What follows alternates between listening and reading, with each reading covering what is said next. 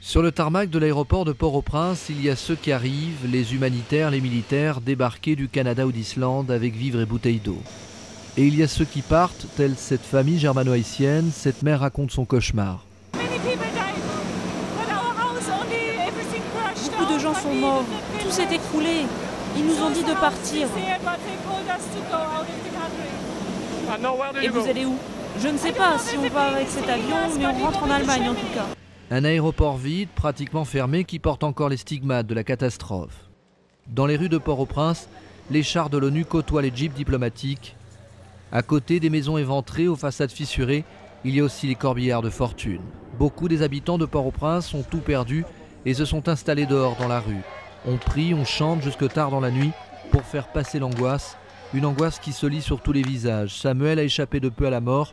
Il a sauvé plusieurs de ses proches après que la maison familiale se soit écroulée. J'ai sauvé mes cousines, mes cousins et ma tante.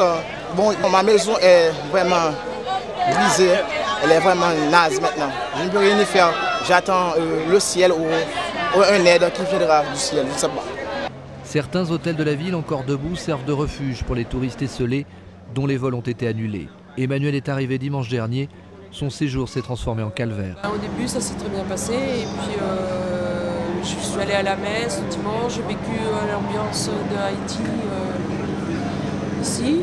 Et après, il y a eu cet événement-là et c'est très éprouvant. Le soir, les habitants de Port-au-Prince portent à bout de bras leurs morts pour la dernière veillée funèbre.